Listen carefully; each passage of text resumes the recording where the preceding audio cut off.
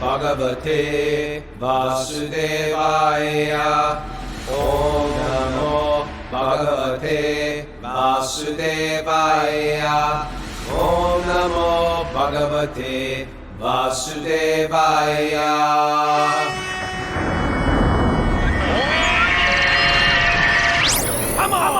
Live from Super Soul Farm, this is Wisdom of the Sages, your daily yoga podcast with your host, Raghunath, and co-host and senior educator at the Bhakti Center in New York City, Kaustubha. Welcome to our show. Welcome to the Srimati Bhagavatam.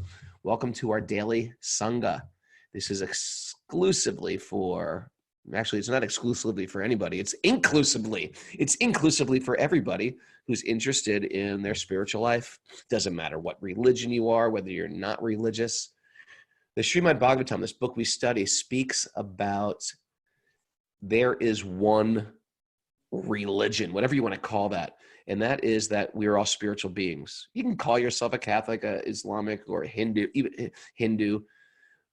The Bhagavatam talks about what we are, not something we can be converted to join a new club, a new church, a new, it talks about we are spirit and we forgot. And how do we wake that up? And it's nothing you can convert. Kaustubha can't convert me to being that. I'm already that. I just forgot my identity.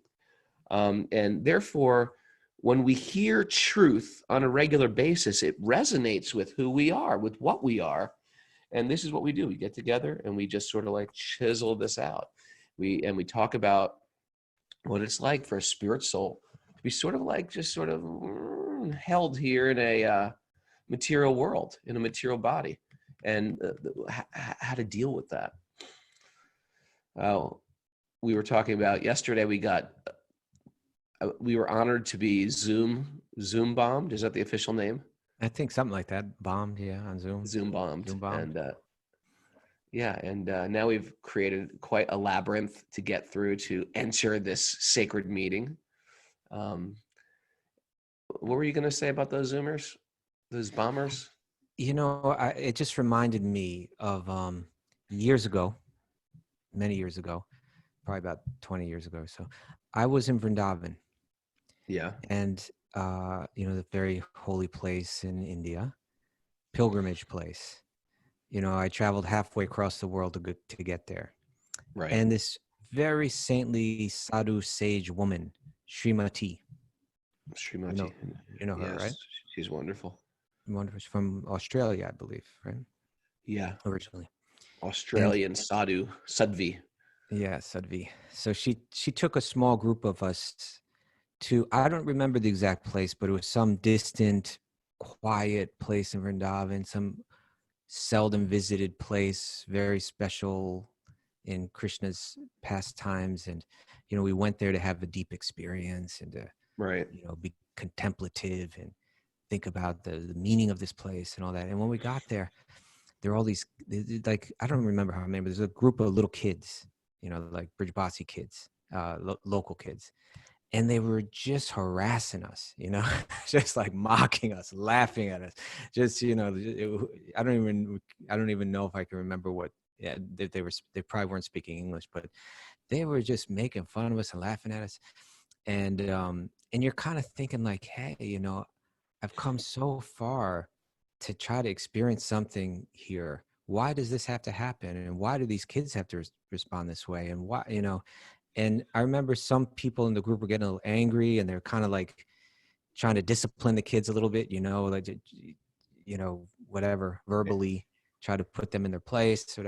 And I remember how this woman reacted, how, our group leader, Srimati, responded.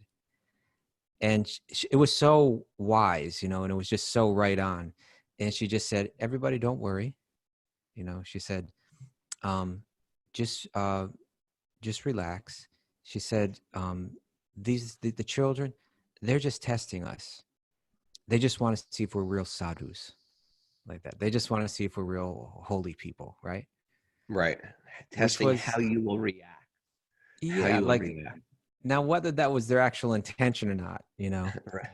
But to see it that way, to just say, hey, just take this, whether they're testing us personally or whether God is testing us, or whoever is testing us, to respond to it that way and just say, okay. And when you do respond to it that way, then it was just a short time before the kids just kind of got a little bored with it and just, That's our whole life, Kaustubha, isn't it? It's like everything that exactly. happens to us is some test to see, am I a sadhu or am I a phony? Am I like actually applying all this stuff? Or am I just like, I have layers of ego or some type of good karma that I'm just sliding through on life? Or how am I reacting? And so it's sort of like, especially what everybody's going through right now, it's sort of like cracking us to see where we're at. And it never ends. If there's no coronavirus, we'll always be tested. That's part of like purifying what we are. It's like polishing the jewel. There's a jewel in there, and we're sort of like chipping away at that jewel. And these reversals are a blessing, and they're necessary because they bring us to higher levels to shine. And if I look back in all of my problematic times in life and every type of like sting I got by the material world, I wouldn't wish some of those painful experiences to happen again. Like, oh, I hope that happens where my heart was broken or I got beat up or I got whatever it was, or I lost my money. I wouldn't want that to happen again. But if I look back in retrospect, I was like, that was sort of necessary to get me to this next phase. I needed for that door to shut. I needed to be humbled. I needed to be a little destitute there. And I think it's safe to say when we look back, the perspective makes a little bit more sense. And some of us are sort of like, this is right in front of our face, what we're going through right now. Makes no sense whatsoever. We're here to say, Krishna's here to say, there's a greater plan. There's a greater plan. And it's just another test to refine you. It's just another test to refine what we are. And it helps to make those good choices in that pinch. It helps to make the good choices when you surround yourself by good people, when you surround yourself by good thoughts, when you surround yourself by good literature, when you surround yourself by good media, when you surround yourself by good activities, when you surround yourself with good, healthy food, when you surround yourself with good, healthy regulation. Build up your strength. So you build up your strength that way, right? To respond well. To respond well. Yeah. There's like, physical things we can do. And then there's like the culture of imbibing just good company. We're into good company. What is that Bible verse? Don't take the company. Don't keep the company of fools. Don't keep the company of fools. So anyway, this is part of our online Sangha. It's to create a Sangha of like-minded people. If you're not on our Patreon thread, it is quite out of control. Yeah, it's quite out of control. Good Sangha there. Yeah, it's a sweet Sangha. I just dip in and just hear these people talking to each other all day long. It's like and let's face it, people are going to chat. People aren't sitting in silence. People are going to chat. Here's one thing I like about Bhakti. Unless you picked up on this or not, I've got a pretty big mouth. Okay. And when I have a microphone. My first entry into spiritual life was like, okay, I guess I have to stop talking. I guess that'll be more spiritual if I stop my blah, blah, blah. And what I realized, it's not that I have to stop talking, but I have to just be careful about what I talk about. I'm not going to change what this karmic bag is. I just can refine it. You're not going to make the curly tail of a dog straight. I can pull that tail down. It's going to go back to curly. It's going to go back to curly. That's just what that tail does, right? So I'm not going to change this being of what I am and come out, Shanti, everybody. How are you today? I would be like, it would be fake. It'd be disingenuous, right? I have to be real. And real is this thing, whether you like it or not. But what will come out of this mouth, what will go in these ears, what will stay in these thoughts, that stuff can change. And I think this, there's some people that we know, Kaustubha, I won't mention names, but if I describe the person, you'll know who I'm talking about. He's sort of like, he talks more than me, right? He's evolved soul. He talks more than me. He's always talking. He's always like, blah, blah, blah. I mean, before this guy was in spiritual life, he must have been like out of control. But now, just like every time you talk to him, he'll just stop you and start talk like a machine gun of transcendental things, like describing verses, describing Krishna's flute and Krishna's footprints, and Krishna enters Vrindavan. And it's just like the same type of gabbiness that you might have had as a materialist, but now you have it all. And it's like he's like a wandering poet, it's a transcendental poet. So I don't know who you're talking about. Come on. Don't make me rate you private messages here on this board. Anyway, he's a sannyasi. Okay. No, he's a sannyasi. Come on. I think I know Okay. what you're talking about then. All right. Okay. So we are in this really special part of the Bhagavatam. One of our favorite persons. You always say Grandpa. that every day. It's a special part of the Bhagavatam. Because It's like a banana. It's like a banana. You can eat it from the top or eat it from the bottom. It's all special. It's like a banana. We're the special part of the banana right now, the tip of it, the tip of the banana. With all that chaos yesterday, we left off at 24. No. 24, 23. 23. We're on 23 today. Okay. I'm going to start with these prayers. Oh, we're at 108 people today. Auspicious on our live Zoom. If you want to join our live Zoom class, you've got to email Mara at wisdomofthesages108@gmail.com. And if you used to come here and you didn't get the information, then write to her again. Because we have a new labyrinth, as you describe it, to get in. The labyrinth. The labyrinth. Or else you get stuck as one of the others. The people that we don't even know are out there, but they're one of the 5,000 people that download this a day and listen to it, and we never know. They're secretly spying on us. Just like all the people that follow you on Instagram, but never like your thing. Like, who are these people? Just looking at my stuff, but never liking it? What's up with them? Ever think about that? Who are these people? They want to be like anonymous, but still follow you. It's like a bunch of spies. They're just quiet people. They have no need to. They have no need to appreciate. Is that it? Just a bunch of private investigators. Okay. I'm going to do that to you. I'm going to follow you and never like anything, but just observe you. I think you already do. No, I like everything One of you those do. people. I like everything you do, Kaustubha. You put up a picture of your foot. I like that thing. I like that foot. Okay. Narayanam namaskritya naram chaiva narotamam devim saraswatim vyasam tojayam mudiraye. Before reciting the Srimad Bhagavatam, which is our very means of conquest, why don't you offer obeisances to the Supreme Lord Narayan, unto Nara-Narayana Rsi, the supermost human being, unto Mother Saraswati, the goddess of learning, and to Srila Vyasadeva, the author. Nasta prayeshva badreshu nityam bhagavat sevaya bhagavati uttama shloke bhaktir bhavati naishtaki. By regular attendance in classes on the Bhagavatam and by rendering service to the pure devotee, all that is troublesome to the heart will become eradicated, and loving service to the Lord, who is praised with transcendental songs, will be established as an irrevocable fact. Om Jnana Tamarandasya Gyananjana Shalakaya Chaksurun Minatam Yena Tasmai Shri Gurave Namaha. It's our little ritual we say. It's a ritual with great substance. It's an appreciation for the author, for the book itself, for the deities, right?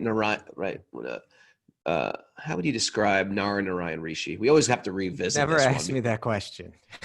That's the most mysterious subject matter in the entire Vedic Well, we literature. say it every day. Who's I know. the supermost human being? It's like a Marvel comic. Is it The one person? supermost- Is it two people? We have Is to it? It's inquire on that we. question. You know, we gotta get. We gotta get. There are people out there that we could approach. It's Krishna and Arjuna as Nara-Narayana. It's an Uh-oh. it's an incarnation of Vishnu where he comes as Vishnu and man, and they're worshipped. They're deities in the Himalayas, at Badarik Ashram, that are worshipped by Vyasadeva. So they're his deities. Maybe that's why they refer to those deities compared to any other deity. What do you Fair think? enough, but still, how do we understand him or them? Yeah. Why aren't them the supermost human beings? Aren't they? Why is do not say the Wonder Twins. I wasn't going to go there. So yeah, but it is a fascinating, difficult to I understand. get Mother Saraswati. That makes total sense. Of course, Mother Saraswati Yes, got us. no problem. Got to appreciate her. I appreciate it. Vyasadeva, no problem. Vyasadeva, we get that. Get that. Supreme Lord, praise with transcendental songs. I can understand. Okay, we got to look into The that. most human being. Like every day, I'm like, why? Why? Every day. You're going to get there. Raghu. Someday you are going to know. We just have to inquire submissively and serve with the right mood.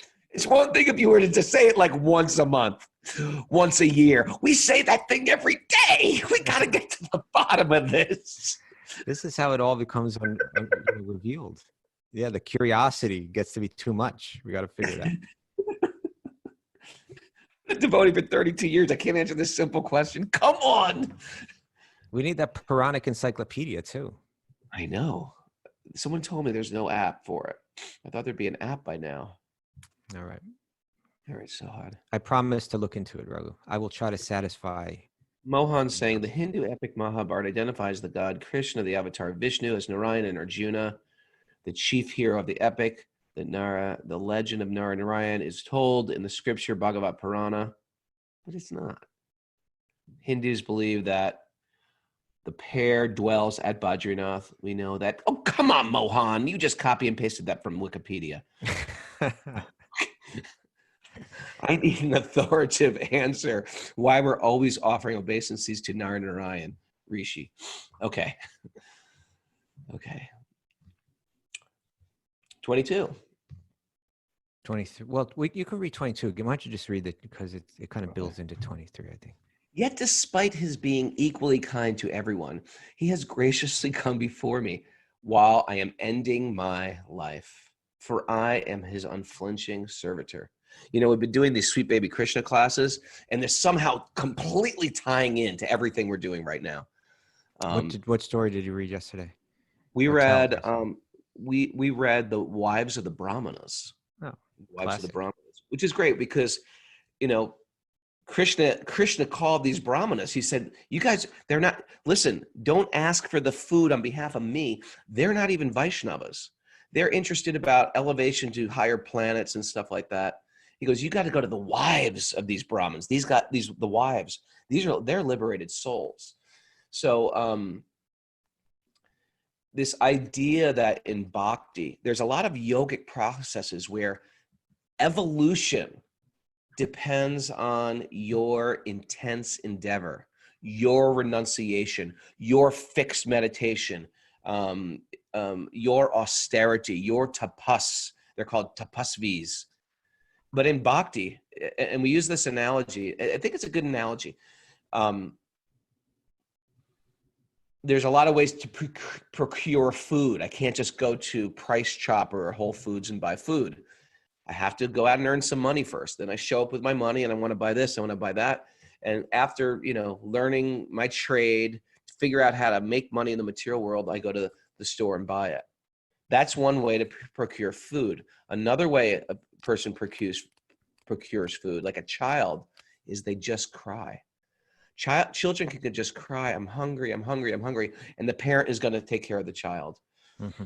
Bhishma is like that child. We are like that child. In our mantras, we're not chanting these mantras for perfection. We're chanting these mantras to connect through the heart to the divine. And in that crying out, Krishna comes to us. Krishna came to be, even though Bhishma was very qualified in so many ways, his sincere love for Krishna brought Krishna to his consciousness at the time of death. And this is sort of like good news for us. We may not have all our mudras down, our mantras down, our mantras chanted perfectly with great precision. There's some yogic paths where you have to chant it with right precision. On the path of bhakti, it's the path of a child calling out for the parent. And Krishna, out of that love, reciprocates. When you need him, he will come. And he's coming here at the time of death. And I'm convinced that Krishna is there with people who, I mean, Bhishma died a pretty peculiar death. He's laying on a bed of arrows. And he waited for Krishna, and he knew Krishna would come. And it was just like this ideal arrangement. And Krishna will be there in your greatest struggle in this world. No matter what happens, if you give your heart to Krishna, Krishna will take you by the hand. He's with you. You just have to be convinced in that. And as we go steadily on this path, you should understand the best thing you could do for yourself and everybody that you love is your own God consciousness. Even no matter what happens, I mean, we might get put into a situation where in a time of death where we might get in a car accident. We might get in some place where I'm not sitting in meditation. It'd be nice to have this very romantic death. When I'm sitting in meditation and then I leave my body and angels drop flowers on me. That might not happen to me. It might be something that appears materially tragic. But we should understand that Krishna is not waiting for you to get into that. Krishna knows your heart, and he's with the bhakta. And if someone bonks you on the head, if someone goes up behind Kaustubha and bonks him on the head with a club, I'm sure Krishna will enter his mind as that club lands. I hate to speak about your demise. Experiment that?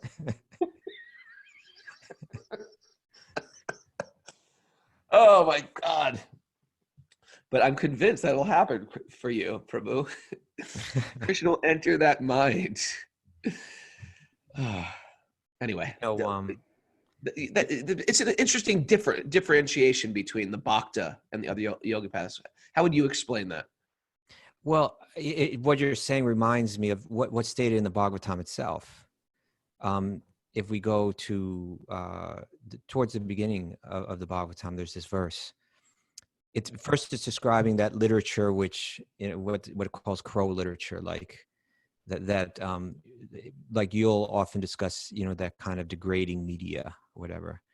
So it describes there are certain books that aren't going to do any good for you. But then it says, on the other hand, that literature which is full of descriptions of the transcendental glories of the name, fame, forms, pastimes, etc., of the unlimited Supreme Lord, is a different creation, full of transcendental words directed toward bringing about a revolution in the impious lives of this world's misdirected civilization. And then this is the point. Such transcendental literatures, even though imperfectly composed, are heard, sung, and accepted by purified people who are thoroughly honest. Right? What does that mean? Imperfectly composed. I always why would they say that this is perfectly composed? In the commentary, Prabhupada says this: our presenting of this matter in adequate language. He's trying to translate it for another audience, right? Right. Picture Srila Prabhupada, what he's doing here. It's like when he was I think 22 years old or something like that, he met his guru, who immediately told him, you should teach, you should share the teachings of bhakti in the English language. Now this is that was in the early 1920s, and now it's the early 1960s. It's 40 years later. He's an old man. He's sitting in Vrindavan. He's translating Bhagavatam in the English language so that people could understand it. Dreaming of going there, to try to go there, in the last years of his life. And so he writes this: our presenting this matter in adequate language, especially a foreign language, will certainly fail. And there will be so many literary discrepancies despite our honest attempt to present it in the proper way. So I'm going to try my best, but I may not have, it may not be precise in what I say and how I present it. But we're sure that with all our faults in this connection, the seriousness of the subject matter will be taken into consideration. And the leaders of society will still accept this due to its being an honest attempt to glorify the Almighty God. When there's a fire in the house, the inmates of the house go out and get help from the neighbors who may be foreigners, and yet without knowing the language, the victims of the fire express themselves, and the neighbors understand the need, even though not expressed in the same language. So he's saying that, when it comes down to honest communication, we can transcend the discrepancies. Now, you were talking about different yoga practices or even like different Vedic practices that require precision, incredible self-discipline and precision. You have to do it just right. You have to chant that mantra exactly right. I'm not talking about like hot yoga or acro. Right. Talking about like, wandering off into a cave and, traditional yogic paths. Yeah. And also those Vedic rituals that were done for like material gain, right? Yes. That you'd have to chant the mantras exactly right, and you would have to have all the right ingredients. Everything would have to be precise. And they if people have seen these kind of ceremonies done, generally it's done around a fire pit. There's which has 4 sides, and you would have a priest on each side, each a master in one of the 4 Vedas, and one would be chanting the mantras, and another would just be checking to make sure the mantra was pronounced exactly right, because like a Vedic umpire. Yeah. Right? Vedic umpire. Interesting. You call it that. And we discussed this some question and answer. I think a couple question and answer shows back where there's this idea of Varnavad, and then there's Svotavad, right? Or Spotavad, I guess you pronounce it. There's the question of like the syllables being exactly correct or the meaning coming across. Right. And so what's being said here is, even though that we may not say the syllables exactly right, this isn't, when it comes to trying to connect with God sincerely, none of that matters so much. When you want to turn your back to God and operate in the material realm or achieve liberation by your own strength, then you got to do it exactly right. But if you turn to God and just say, you know what, I'm a dented can, right? I'm not trained in Vedic mantra chanting. I was trained in watching the Brady Bunch, right? There we go. And so, I'm not, but Krishna doesn't care. He's a gunagrahi. It's the quality of your prayer or the quality of your endeavor that That's what gunagrahi means. Guna means the quality. And grahi means like sahagrahi, to seek the essence or to find the essence. So when the idea is that when you say, I'm not going to try to manipulate the material world to get the things I want of this world, that's called karma. Or even I'm not going to try on the strength of my own self-discipline, to try to break free of material suffering. It's called jnana or yoga. In some senses, that's a type of mystic yoga one could practice like that. I recognize my weaknesses, but I know that God is in my heart as the Paramatma. And I know that God is there as Bhagavan, as Sri Krishna. And if I just say, you know what, I'm weak. And this is where I think why we find like a lot of the 12-step people can relate to Bhakti so well, right? I'm weak, right? I admit it now, It takes that type of humility. Yeah. You know why? Because when you perform like penance, rising early, or you're self-controlled or incredibly disciplined and type AAA personality, you can get a little proud of that. You can get a little proud of being the most renounced or the most learned. That material arrogance creeps into our spiritual path. That was the whole gist of last night's class, with the Sweet Baby Krishna class. Well, in that pastime of the wives of the Brahmanas, that in one sense the wives were simple ladies, they're taking care of the home and all of that. The men were like these trained Brahmanas, and they became proud of their learning and so on, but they missed the whole point, whereas the ladies were like totally focused on it. And so that, the idea is that the Bhagavatam, in the 4 Vedas, if you want material gain, the 4 Vedas are going to tell you how to do that through a certain type of science and lifestyle and so on. But the the teachings of the Vedas and the Upanishads, etc., they all culminate in the Bhagavatam. And in the Bhagavatam, Vyasadeva, who's written them all, is trying to make it really clear what's the most important thing here in case you didn't get it. And so he's going to tell this story about how the wives of the Brahmanas were the glorious ones and their husbands were the fools. Even though they had mastered the Vedas, they missed the point.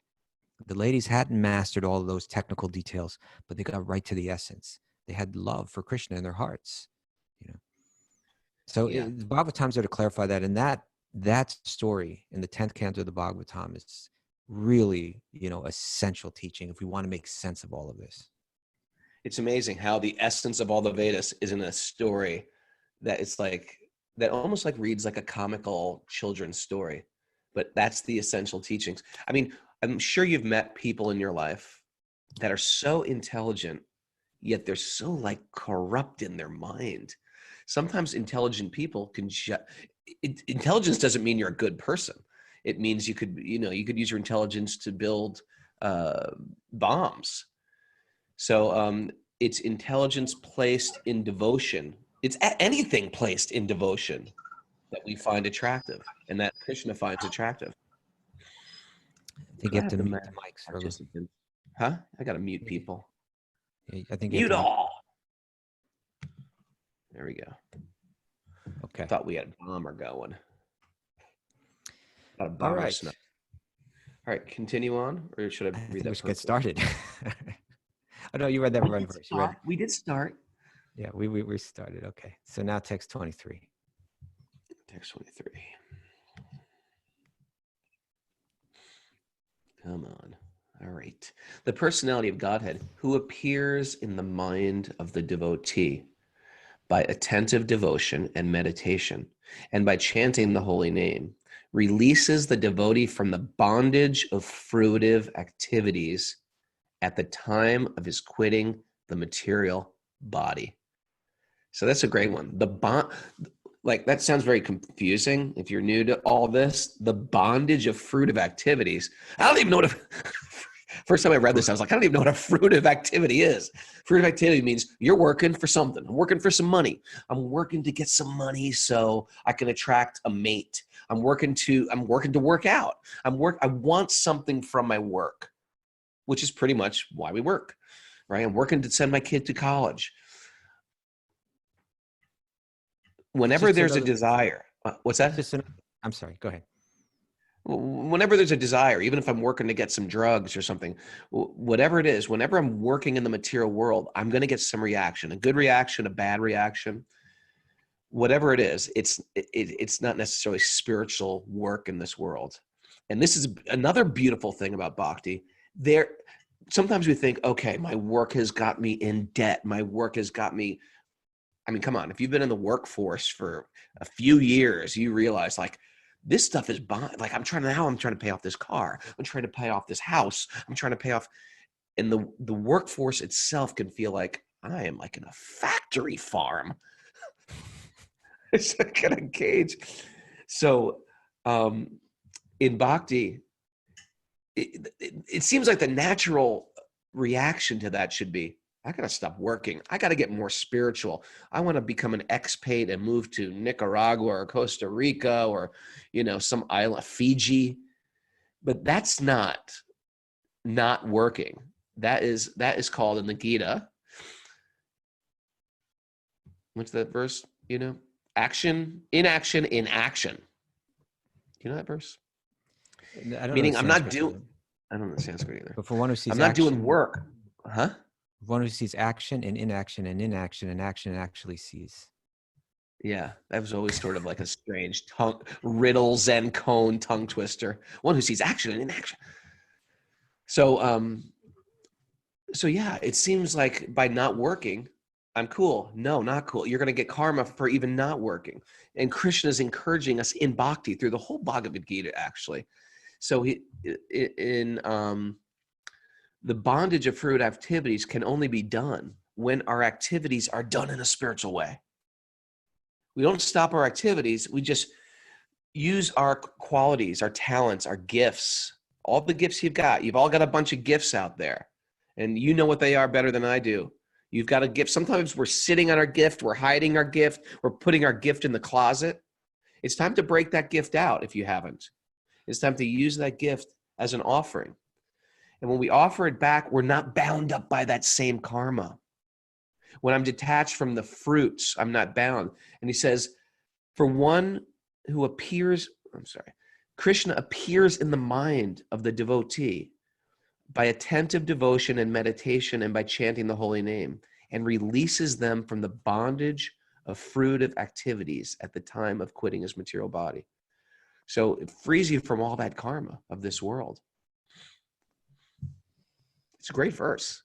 It's a verse that's it's speaking about sadhana bhakti, right? That if we practice bringing our mind to God, we can do that through attentive devotion, through meditation, particularly meditating on the names, the names of God become the focus of the meditation. Then if that's how we practice our life, right? And that's in a sense what we're trying to do here. We get up, we bring our mind to Krishna, we bring our mind to God through hearing Bhagavatam. Then, and you are always encouraging everyone to chant at least one round of japa. That people that they might not Zoomers. know that if they're on Zoom yet, right? That's the Zoom rule. It was the unspoken rule. Now we got to. Mayor has to come up with like some kind of app that you have to actually chant one round and then it lets you in. Is that what you want? It's one of the passwords to get into the new Zoom thing. Yeah. You have to chant one round of japa. You sit in that Zoom waiting room. And you chant one round of japa, and then the door is just open. You're welcome in. So go on. Yeah. So if we bring our mind through sadhana regularly like that, then when that moment of death comes, Krishna appears in the mind, right? If we practice bringing Krishna into our mind now, then at the moment of death, he'll appear in our mind. And that's what's happening. For Bhishma, he's not only appearing in his mind, but he's appearing right in front of him. So from his heart, he says this verse: the personality of Godhead who appears in the mind of a devotee by attentive devotion and meditation, by chanting the holy name, releases the devotee from, you could say, karma, right? From their karma at the time of quitting his material body. There's a nice commentary maybe we could read. Yoga means, it's got an inviting introduction there. Yoga means, what does yoga mean? Yoga means concentration of the mind detached from all other subject matter. Good definition of yoga. Yep. And actually, such concentration is samadhi, or cent% engagement. That's another interesting Prabhupada phrase, cent%. I don't think people say that in America, cent%. Because I've said it a few times and people are like, what are you talking about? It's cent%. Like, I'm cent% into this. Right. Cent% engagement in the service of the Lord. I guess it means 100%. And one who concentrates his attention in that matter is called a yogi. Such a yogi, devotee of the Lord, engages himself 24 hours daily in the service of the Lord, so that his whole attention is engrossed with the thoughts of the Lord in the ninefold devotional service, namely hearing, chanting, remembering, worshiping, praying, becoming a voluntary servant, carrying out the orders, establishing a friendly relationship, or offering all that one may possess in the service of the Lord. That's described as the activities of bhakti by Prahlad in the, the 9th canto? 7th canto. 7th canto. Thank you, Kaustubha. By such practice of yoga or linking up in the service of the Lord, one is recognized by the Lord himself, as it is explained in the Bhagavad Gita, concerning the highest perfectional stage of samadhi. Isn't it amazing that there can be a huge, blossoming yoga culture, and they just cut the spiritual, they just somehow sliced out the whole spiritual facet of it. I know this whole thing's about spirituality. We're going to take everything else and cut God out of the picture. It's amazing. It's amazing. How did that happen? That's oh God, how am I forgetting the term? Cultural appropriation. Like that's cultural appropriation. That's cultural. People get us hell for cultural appropriation. I think, Kaustubha, you have cultural appreciation. That's the difference. culture appropriation is one thing where you're just trying to take the goodies from that culture. We're actually trying to resurrect the original culture. And that's why when people claim, oh, your Westerners are doing it. No, Indians do it too. Indians do it too. They get into one facet of the culture and forget about the divine facet. So it's got nothing to do with what race you are. It's got to do with getting back to the original teachings, which actually it ties us all in. And it makes us see ourselves as something. I'm not a race anyway. I'm not a skin. Don't even, people say, well, you're a Westerner trying to understand something from India. So what? And by the way, according to the Gita, I'm not a Westerner anyway. That's just a skin. It's just my casing. Right? Right. I'm with you. Okay. It's nice that Srila Prabhupada's using this word samadhi. Mm. You know, I'm no Sanskrit expert, but sama means even, and dhi refers to one's meditation, right? So Sama comes. This is where the English get the word same from. Is it? Sam. It's a Sanskrit. Oh, a lot same. of English Okay, words. gotcha. I thought you said A same. lot of English right. words are from Same. same. Yeah, that makes perfect sense. And so generally, I think in yogic circles, when people use the term samadhi, they're picturing a state of trance, right? Wherein you're kind of zoned out, which, you know, that's a real yoga too. But Srila Prabhupada's kind of expanding and saying that if we go to the beginning of the commentary again, yoga means concentration on the mind, etc. And actually such concentration is samadhi, or 100% engagement in the service of the Lord. So in other words, if I can find a way, and the Bhagavad Gita goes into great detail about this, if I can find a way that as I pass through my day, as I pass through my life, I'm always thinking of God, I'm seeing everything in connection to God, then that's samadhi, right? When I look at the sun and I think that sun is coming from, that's God's energy, then I'm in samadhi. When I drink the water and I taste it and I think this water is God's energy, then I'm in samadhi. You know, so he's really, Bhagavad Gita and Srila Prabhupada are really recommending that we aim for that kind of samadhi, right? That other samadhi that's more based on the strength of our own practice, you know, like extreme self-discipline, is going to be very elusive for the vast majority of us. But there is a practical way that we can engage in yoga and achieve samadhi by connecting to God in our heart and seeing God everywhere. You know, it means we're going to have to, there'll definitely be self-discipline involved, but there's just a lot of contemplation, the right kind of contemplation, you know, that the heart can become transformed and we can begin to see like this. And it's achievable for us. You know, it's where we ought to aim. You know, it's demonstratable in bhakti. You know, I always use this example when we have these Seva weekends at Super Soul Farm. You know, no one's, you know, you're not, it's basically saying, okay, you're going to come over and work on a farm all weekend.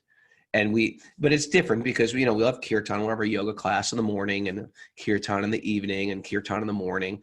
So it's in one sense, we're doing it in a yogic framework, but everybody who's been to this, our retreats, it is probably the most blissful thing we do all year. And it's not because the work is blissful.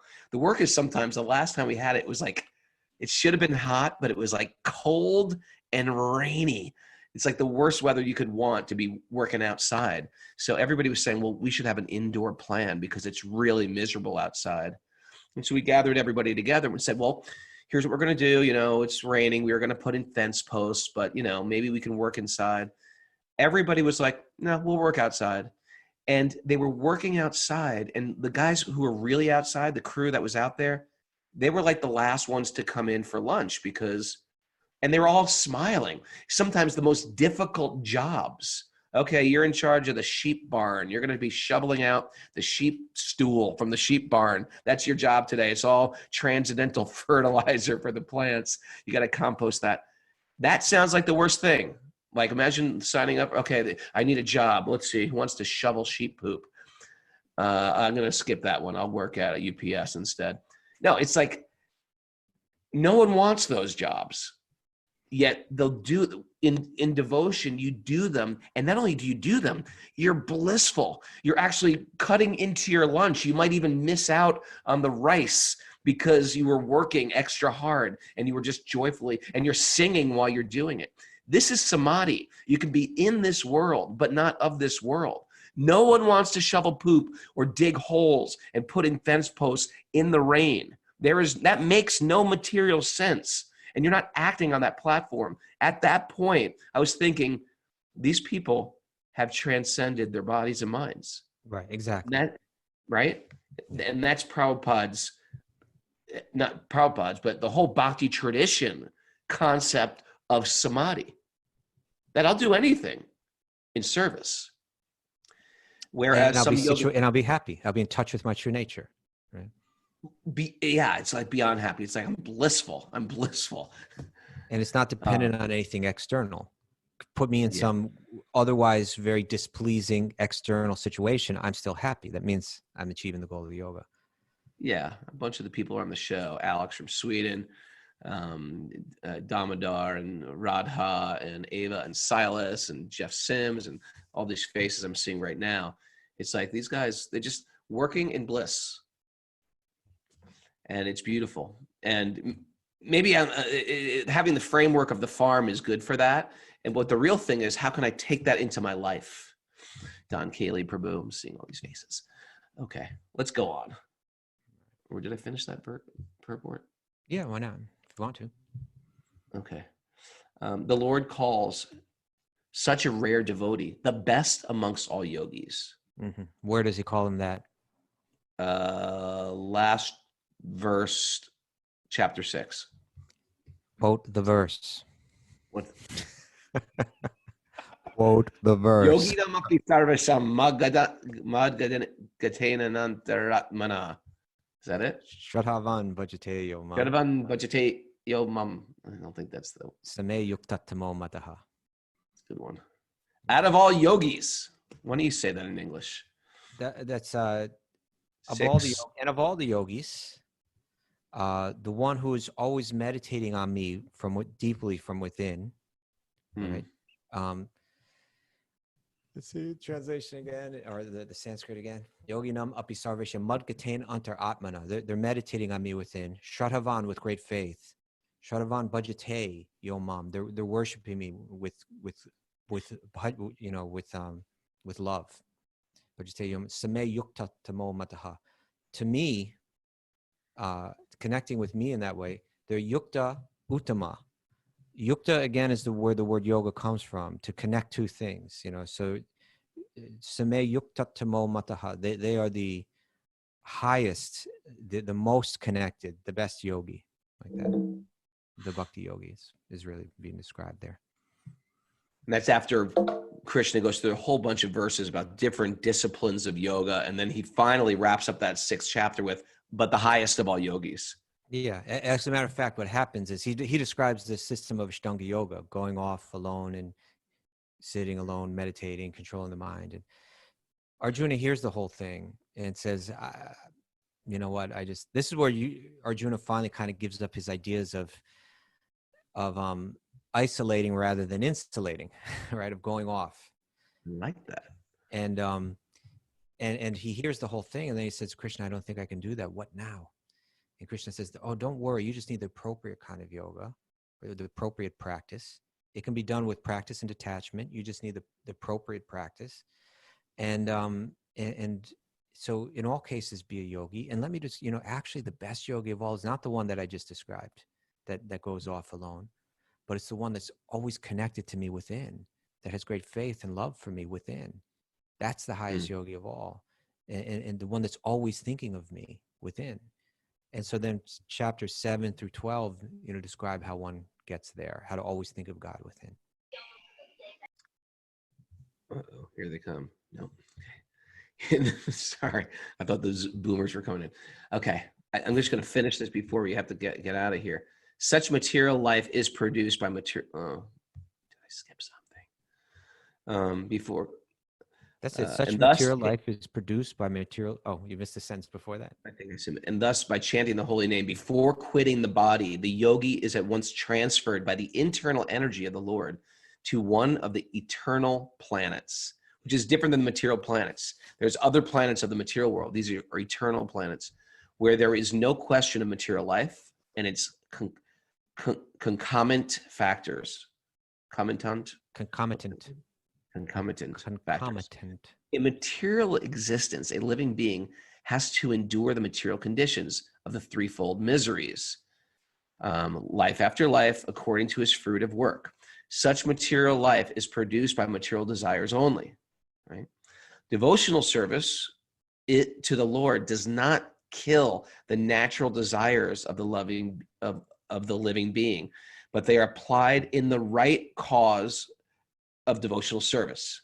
So it's not like we're going to get rid of desires. You're just going to shift your desires into things that will bring you higher, that will bring you up. I mean, we know this. We know there's bad desires. I have desires that are going to ruin my life, ruin my family, ruin my fortune, we have desires that are going to kill us, or we can have desires that bring us high. This qualifies the desire to be transferred to the spiritual sky. General Bhishma Dev, he was a general, he's a general, referring to a particular type of yoga called Bhakti-yogi. And he was fortunate enough to have the Lord directly in his presence before he quitted. This is a British thing. He quitted his material body. Shouldn't it be quit his material body? He quitted his material body. He therefore desired that the Lord stay before his view in the following verses. And these next verses become very beautiful, very, very beautiful. Right. Uh-oh. Hey, our time is up. And you guys all joined the show. Thanks for all the people listening on Apple Podcasts. It really helps us. If you like what we do, just go to Apple Podcasts, give us a 5-star review. It really helps people get the word out to other people. Somehow or another, it helps. And everybody who wants to ask questions, Thursday's question day, you can write to Mara at wisdomofthesages@gmail.com. wisdomofthesages108@gmail.com. Or you can write your question on the question board on the Patreon group, which is patreon.com/wisdomofthesages. That's a way to support Kaustubha, myself, and all that we got going on here to keep this pumping out every day. And thanks for everybody on Zoom. We had a big 108 people actually today. And especially the people I didn't say good morning to, like Nassau from Dublin and Akavali from Pune and Philadelphia.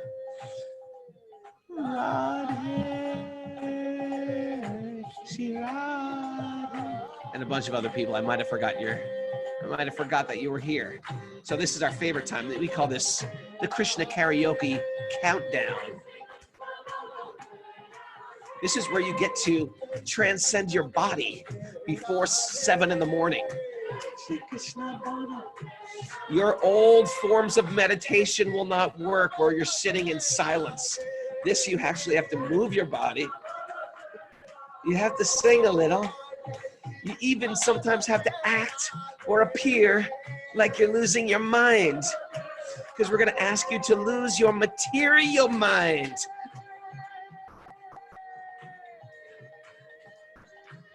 Shira.